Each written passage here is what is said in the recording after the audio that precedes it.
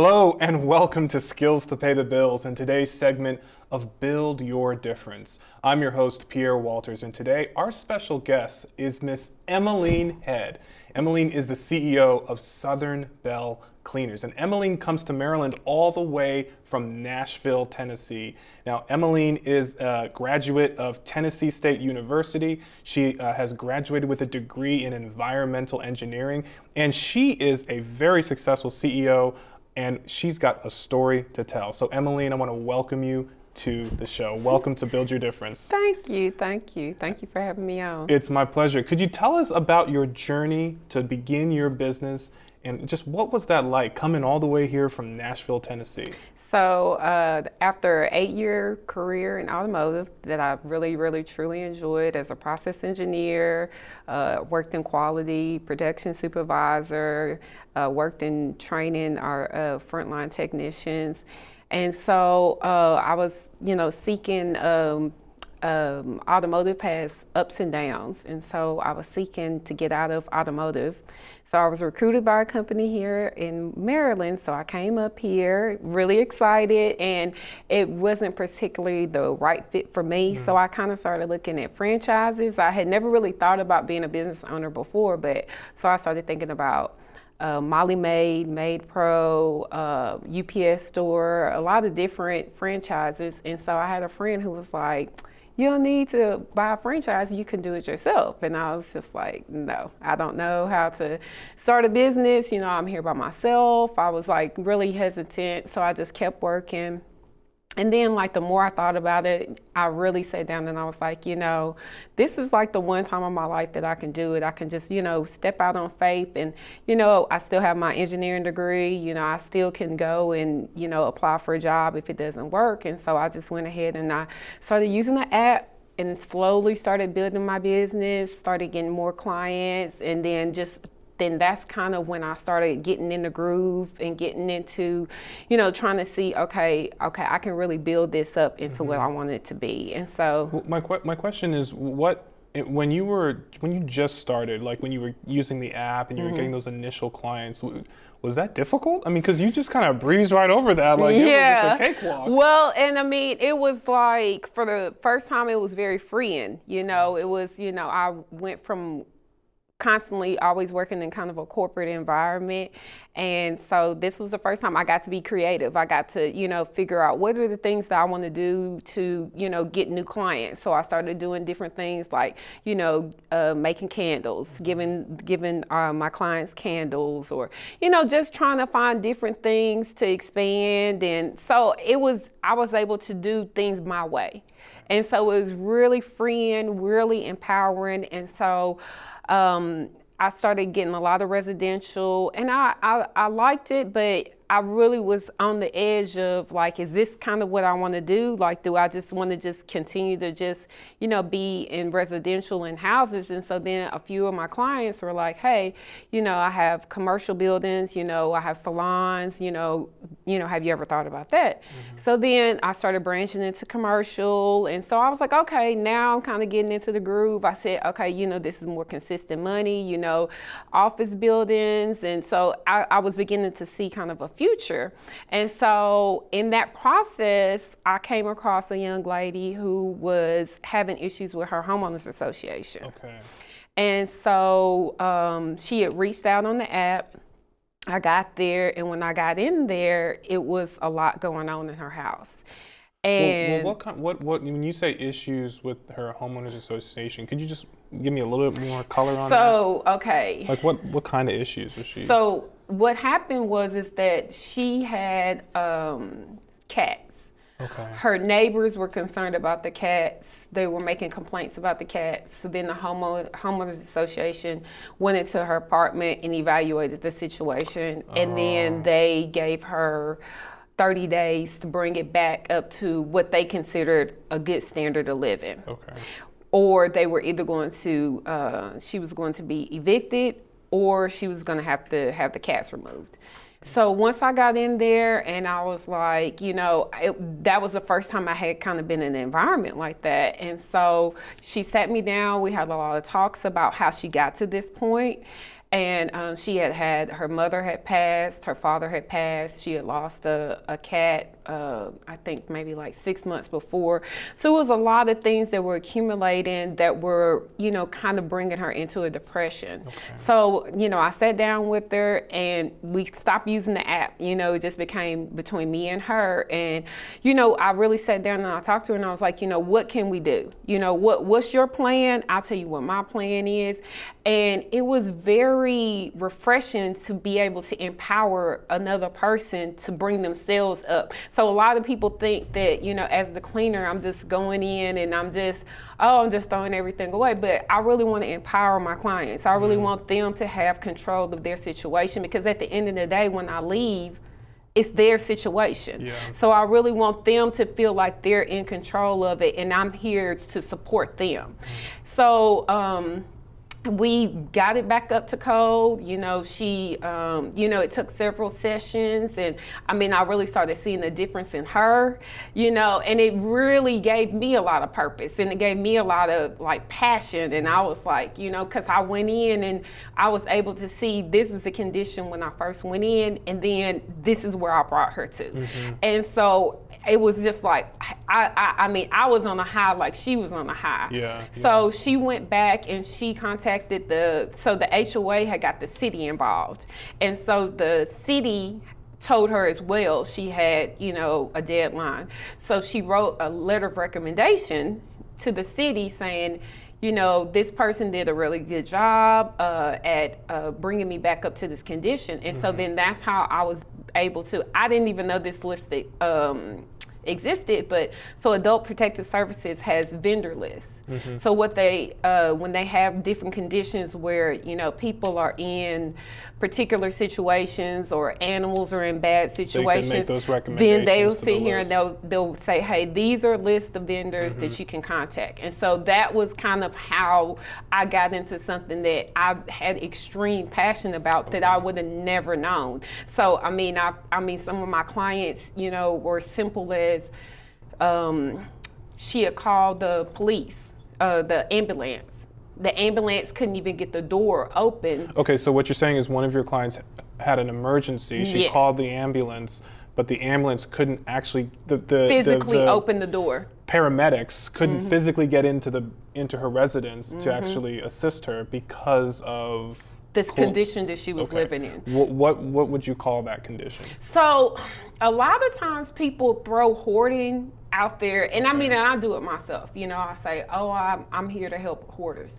But really a lot of it is, hoarding is, I'm not a medical professional, but hoarding is basically, it's anxiety to throw something away. Okay. So we kind of group everybody in together, but it's an extreme anxiety of throwing particular things away that they hold on to. Okay. So it's not, we really, jumble a lot of people into that, but hoarding is a medical condition. Okay. And a lot of times they see signs of it as early as 14, but your parents are making you manage it. So you might be 14 and you might have this condition, but your parents are like, clean up your room, clean up your room, clean up your room. You can't go nowhere till you clean up your room. So you're managing it.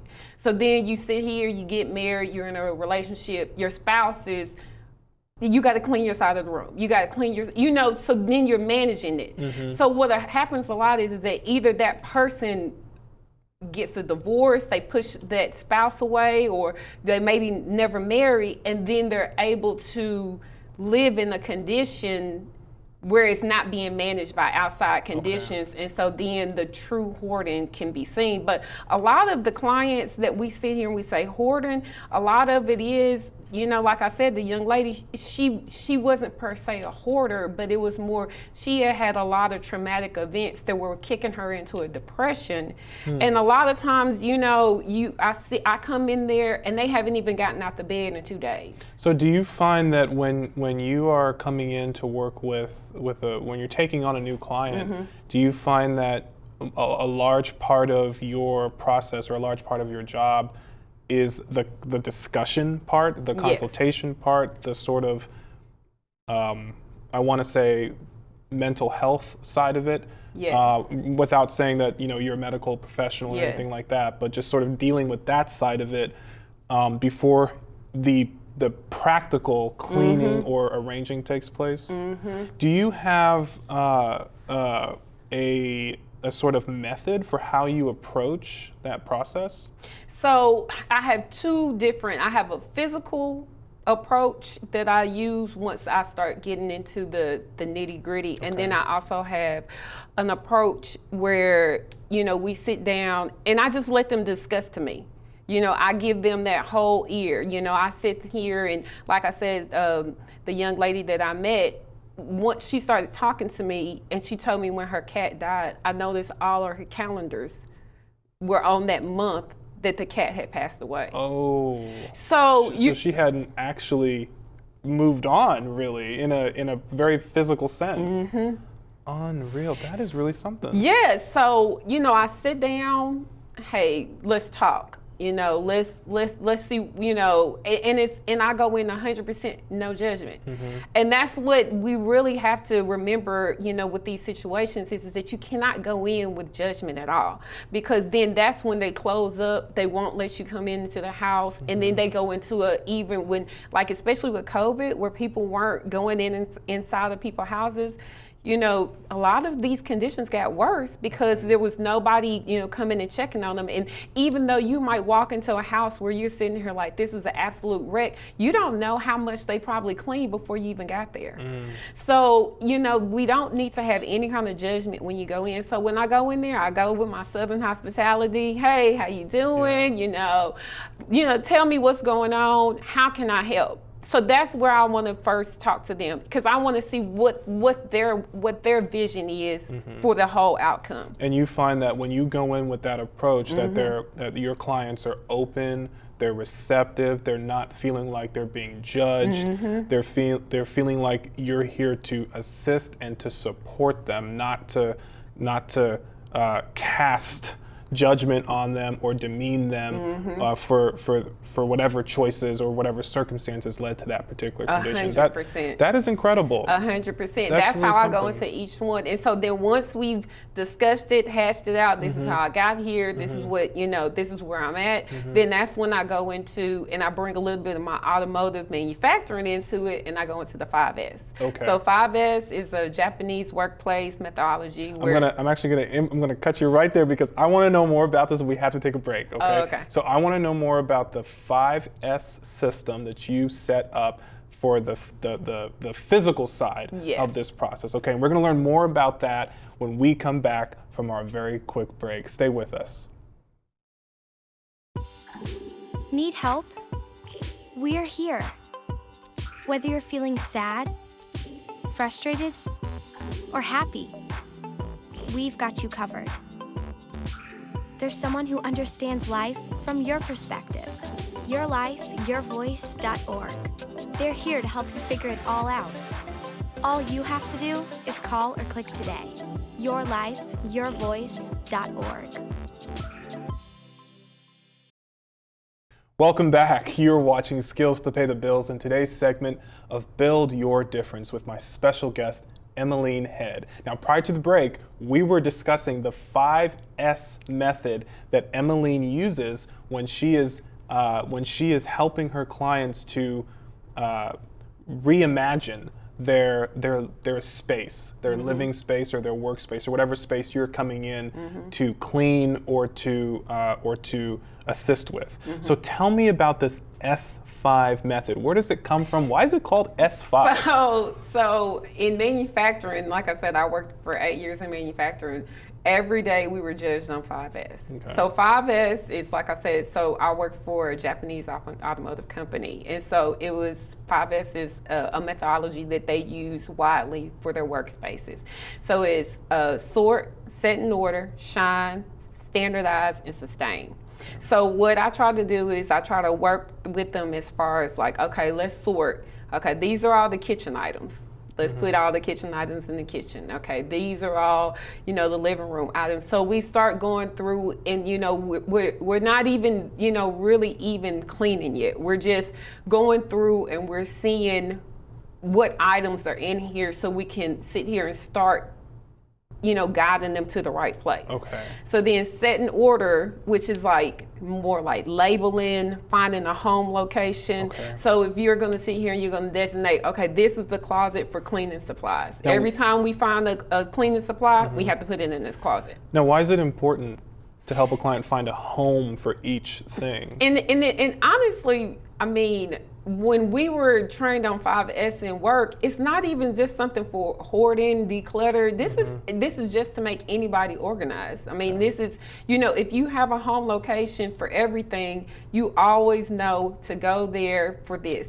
So a lot of times I'll find, we'll be in there and I'll find, new Amazon packages for things that they already have because it wasn't in a home location. So they so they didn't know they had it. They didn't know that they had it. So they're ordering new. Okay. But if you always go to the same location, this is where this goes every single time. You don't have something sometimes in the laundry room and then sometimes you have it in the pantry. Everything has its own home location. So that's set in order. Okay. So shine is just in essence cleaning. So now we've sat here and we sorted through. We said, okay, this is what we need. This is what we don't need. So when we're sorting, we're letting things go. These are things that okay, this is a blanket from when I was 14 years old. Okay, I can let go of this. This is my yearbook.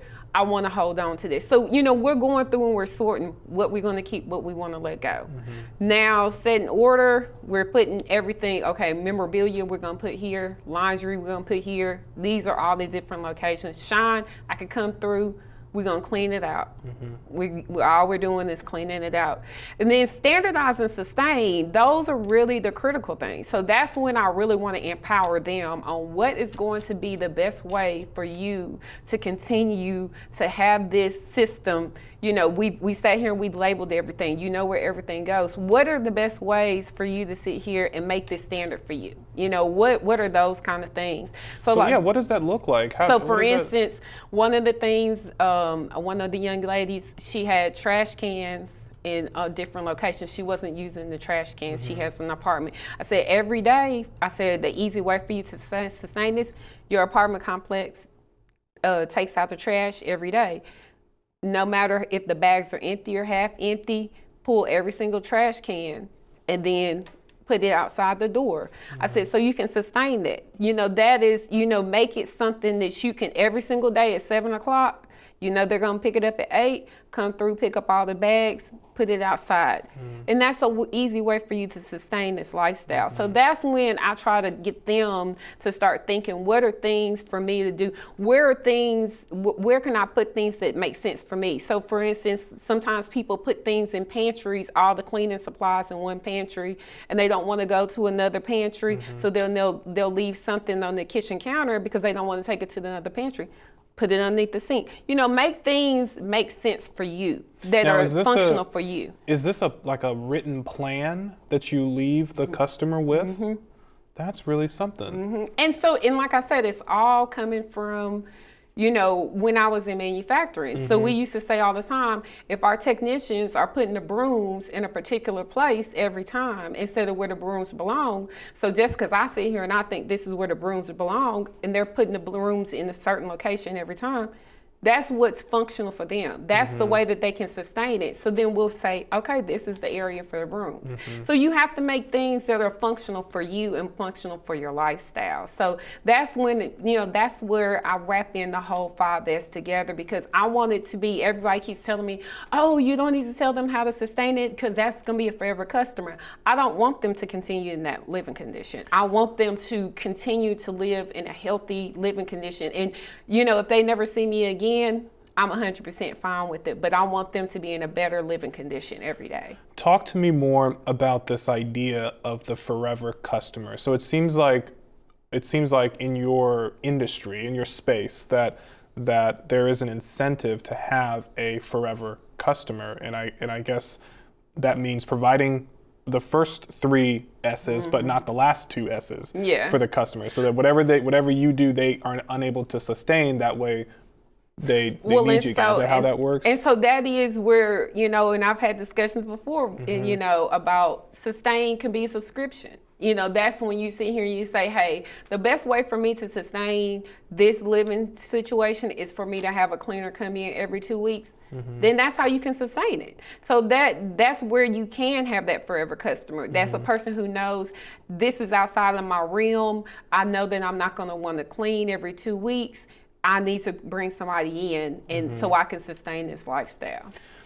I guess my question is, do you find that that your competitors, okay, do you find that there's sort of a interest to ensure that the customer is unable to keep up with whatever cleaning has happened, so that they can constantly call you back to do more cleaning? Do you find that there's an interest in doing that, and then you're kind of breaking out from that and saying, no, I don't want this customer to be a forever customer. Yeah. I don't want them to need me in this way all the time. If they choose to, that's one thing. Yeah. But what I actually want is I want to take this relationship and turn it into sort of a different kind of relationship.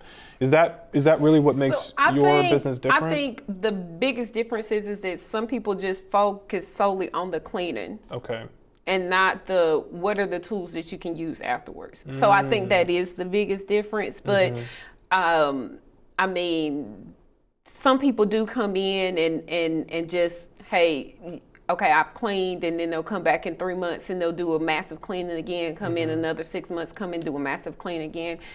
I mean, if you can sit here and I bring you to a certain level, we get you the tools, and if the way that you need to sustain it is having a regular cleaning, then fine. But I don't want it to be massive, declutter sessions, ever again. I want it to have you to have the tools to sustain a better living condition. It seems like there's a pretty big element of your service that involves coaching.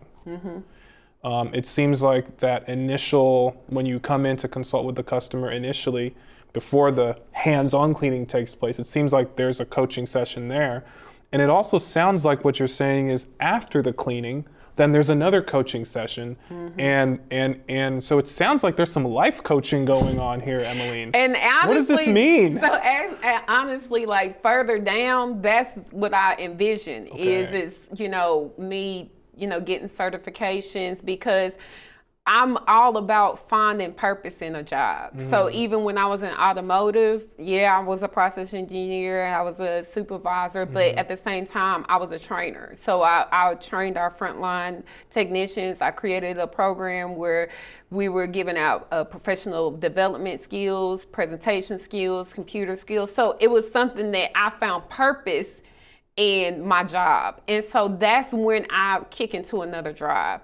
So like I said, I was doing the residential, doing the commercial, and money was beginning to get better, able to pick up more people.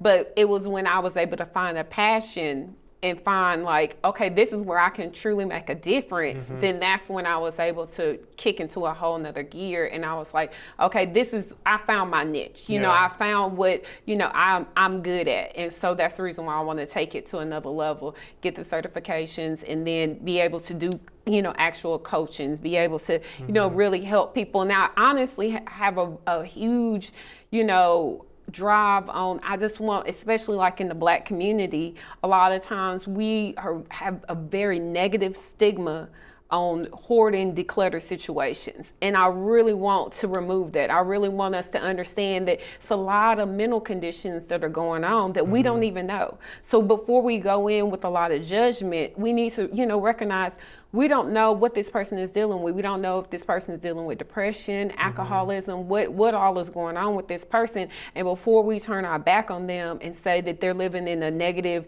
dirty environment, hey, this is our family members, and I'm the first person who believes in tough love, but also at the same time, we have to recognize mental health conditions. And so that's one thing, like I said, all of this is just, making me find like different things that are driving me, and so I'm finding just as much, passion in this as I did in my previous career when I was coaching before. It sounds like what you're suggesting is that rather than being so quick to judge, what you are, the kind of change you'd like to see in the community is more of a compassionate approach, understanding that people are dealing with mental health struggles, and we all are dealing with mental health struggles and challenges in one way or another. And for some people, maybe it manifests in this kind of way. Yes. And so I think that's really an incredible way to look at it. And it really means that there's so much more to just the hands-on cleaning that Southern Belle Cleaners is providing. It's really this comprehensive, holistic, I think, approach, which I have a funny feeling is really going to resonate with a lot of people. I mean, you're the CEO of what looks like an incredibly successful operation, and I want to know, what lessons have you learned? Could you give me just one or two of the lessons that you learned along the way that you would want to share? For me is raising your hand and asking for help. So raising your hand and asking for help. So for myself, I had a successful career. I had mentors. I had sponsors. I had, all kinds of people who were coaching me along my career in automotive. And so the biggest reason why was because I always, asked for help. I always seek mentors. So that's what I really had to learn with this, because it was a very humbling experience. So, I tell everybody, go to the Small Business Development Center, go to your chambers, go to, your industry. I'm in a janitorial association, the international association. So go to those different organizations and raise your hand. So what you're saying is be an active participant in networking, be an active participant in spreading the range of your bubble, so that you can come into contact with more resources that can help you. You don't have to know how to do everything. Yes. There are resources that can help you. Most definitely. Well, Emmalyne, I gotta say, that is incredibly insightful, and I think there's a lot of powerful lessons there for all of us to learn as we go through our own entrepreneurial journey. And I'd like to thank you for being on the show today. And if you have any questions about today's segment, I want you to see the information scrolling at the bottom of your screen. And if you've been watching Skills to Pay the Bills and today's segment of Build Your Difference, I want to say thank you. We wish you all the best. Have a great week, and we'll see you on the next episode.